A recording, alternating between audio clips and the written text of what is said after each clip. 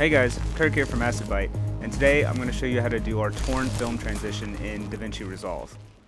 Now, the thing that separates DaVinci Resolve from some of the other editing software is how you import the files.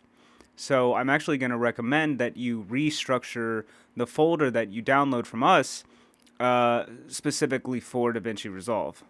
Originally, the file that you download from us is going to be sort of organized better for Premiere, where you have these individual folders, and inside each folder is a Luma mask and an MOV.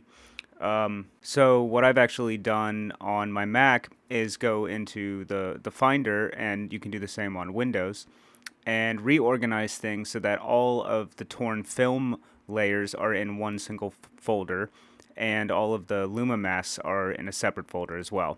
And that's going to make it easier for you to import these into DaVinci Resolve. So first thing I'm going to import is the sound effects. Just drag those straight into here. And once we've done that, we want to make two different folders. We're going to call one Luma Masks and the other one Torn Film.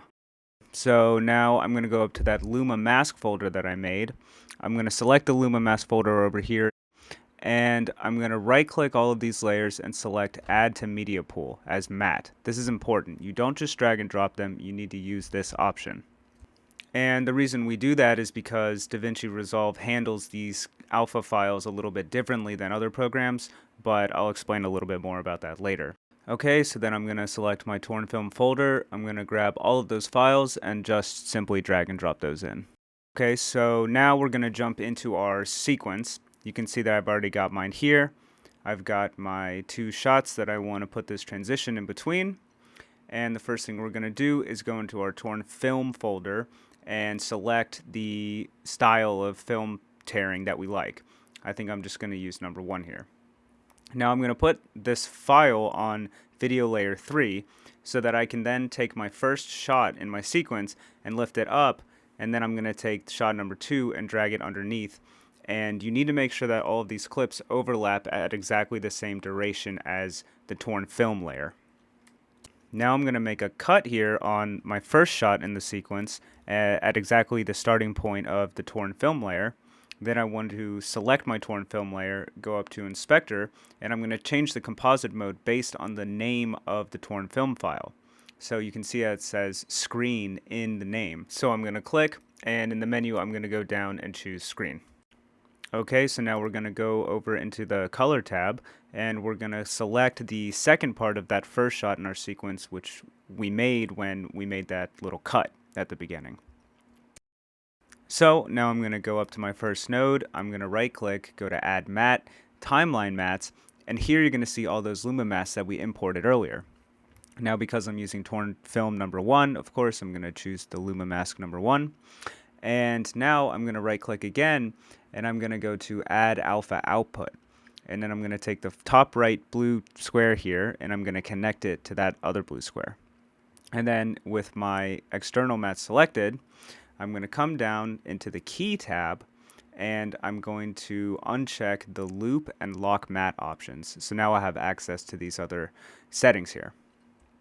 And now I'm going to turn on the keyframe option for corrector number 1, which will make external matte appear, and then I'm going to turn off the keyframe for corrector 1 and turn it on again for external matte. So from here, what we're going to do is a little tricky. We're going to adjust the offset of that Luma mask. It's not really that complicated, but what it means is that we're going to drag this offset slider here, and what we're doing now is searching for the first frame of the transition, and that frame is going to be one that is completely white. So if I pull it around, it looks like the first white frame, okay, is negative 137. So that's where our first keyframe is going to be.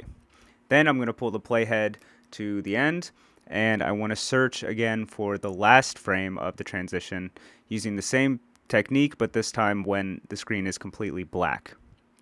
So looks like okay, negative 137. Perfect. And actually that's basically it. I mean, you can see now the transition is done. It's beautiful. You get this wipe with the ripping film effect on top of it. And what's cool here is that you can actually adjust manually the speed of the transition. If you speed up the torn film layer, then you can just adjust your edit accordingly. You can make it fast as you want or slower. You have a lot of control here. But the other cool thing about this package is that we have these custom pieces of sound design that go with each of your transitions. So you've got the option for number 1 here. But they're each about the same length, so you can actually mix and match them like however you see fit. And all you have to do is drag and drop it into the timeline underneath your transition.